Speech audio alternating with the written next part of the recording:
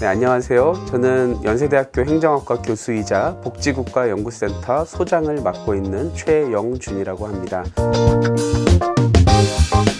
저는 사회복지, 사회정책, 공공정책을 공부하고 그리고 연구를 하고 있고요. 어떻게 하면 우리들이 그리고 우리 사회가 더 행복하게 그리고 지속가능하게 살아갈 수 있을까를 연구하고 있습니다. 제가 최근에 저출산 현상에 대해서 상당히 관심을 가지고 연구를 하고 있습니다. 저출산 현상을 단순하게 아이가 태어나지 않는 그런 현상을 조금 더 넘어서 인구 전환이라고 하는 개념으로 이해하려고 하고 있고, 그리고 디지털화라든지 기후변화라든지 큰 변화 속에서, 큰 맥락 속에서 이런 저출산 현상을 이해하려고 하고 있습니다. 이렇게 다변화된 그런 개념을 가지고 이 현상을 연구를 하고 있었는데, 인재원에서도 이런 부분에 대해서 관심을 가지고 계셔서 함께 교육 과정을 개발하는 것을 연구하는 것에 함께하고 있습니다. 인구 변화와 인구 전환은 지금까지는 그렇게 명확하게 구분돼서 사용해 오지 않았던 것은 사실입니다. 하지만 인구 변화는 우리가 소위 얘기하는 저출산 고령화, 이게 인구 변화 그 자체라면, 인구 전환은 어떻게 하면 저출산 고령화 사회에서도 우리가 더 행복할 수 있을까? 더 지속 가능할 수 있을까? 그리고 인구가 감소되어도 더 우리가 더 번영과 행복을 누릴 수 있을까?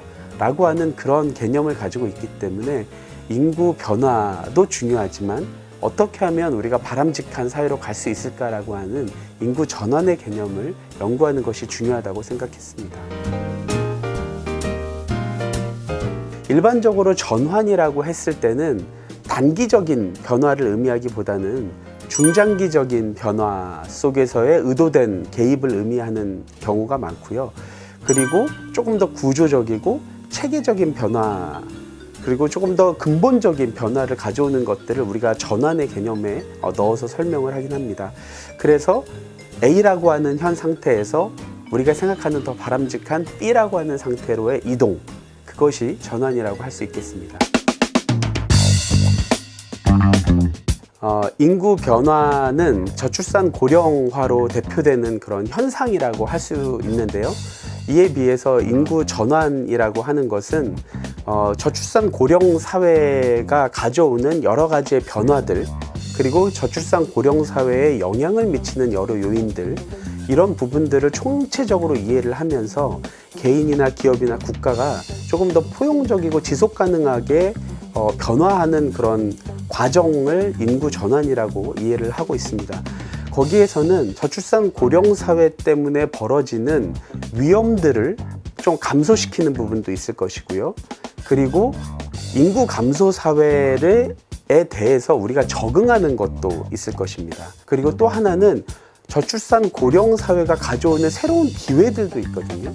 그래서 그런 기회들은 오히려 우리가 좀 증대시켜서 잘 활용하는 거, 위험을 경감시키고 새로운 변화에 적응하고 그리고 기회를 확대시키는 것이 인구 전환의 이제 세 가지 목표라고 할 수 있겠습니다.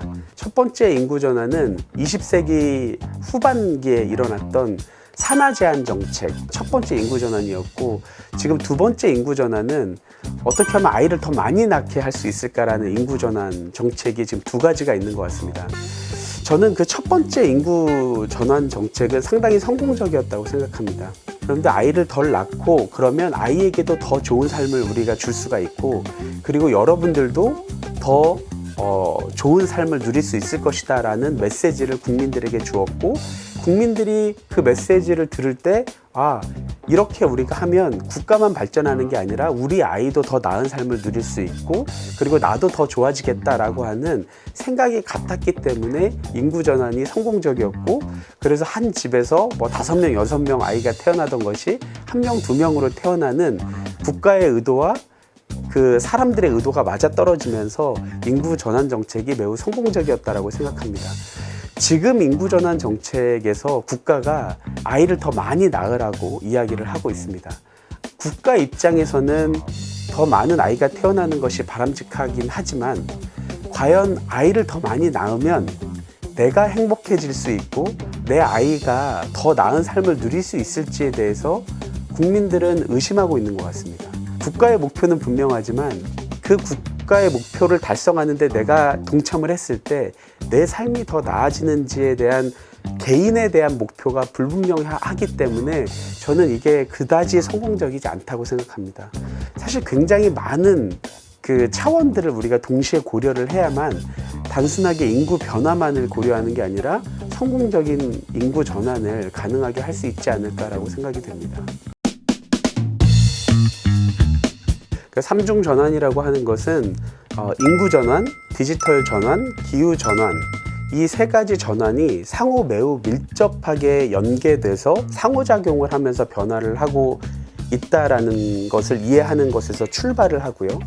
그래서 이 세 가지의 전환들이 함께 일어나고 있는 사회 속에서 어떻게 하면은 우리 모두가 조금 더 공평하고 그리고 지속 가능하고 포용적으로 이러한 시기들을 맞이하고 또 바람직한 변화들을 전환을 성공적으로 이뤄낼 수 있을 것인가 하는 그런 개념을 담고 있습니다. 기후전환은 아마 많은 분들이 잘 아시는 것과 같이 이제 지구의 온도가 올라가는 기후변화들을 지금 너무 기후변화들이 많아지면서 많은 부정적인 영향들이 있기 때문에 그 부정적인 영향을 최소화하는 과정, 그리고 탈탄소 사회로 이동하는 것을 기후전환이라고 이야기를 하는데, 그 기후전환도 역시 인구 전환하고 매우 밀접한 관련을 맺고 있습니다. 왜냐하면 어쩔 수 없이 사람 자체가 탄소를 배출하는데 가장 중요한 원인이 되고 있기 때문이기도 하고요.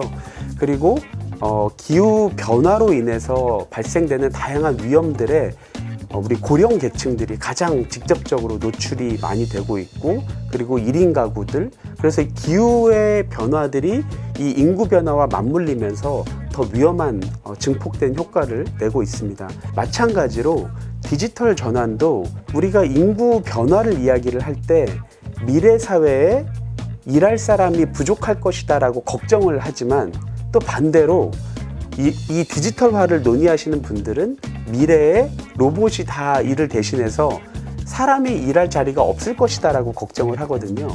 그러니까 한쪽에서는 저출산 고령화를 이야기할 때는 일할 사람이 부족한 거를 걱정하고, 디지털화를 논의하시는 분들은 일자리가 없어지는 것을 걱정하고 있기 때문에 어떻게 하면 이러한 걱정들을 우리가 하나로 잘 연결시켜서 인구가 줄어드는 사회 속에서도 생산성을 유지하면서 우리가 계속 풍요롭게, 그리고 일자리를 걱정하지 않으면서 이런 사회들을 잘 만들어갈 수 있을 것인가를 고민하는 것이 바로 이 디지털 전환과 인구 전환의 교집합이라고 할 수 있겠습니다.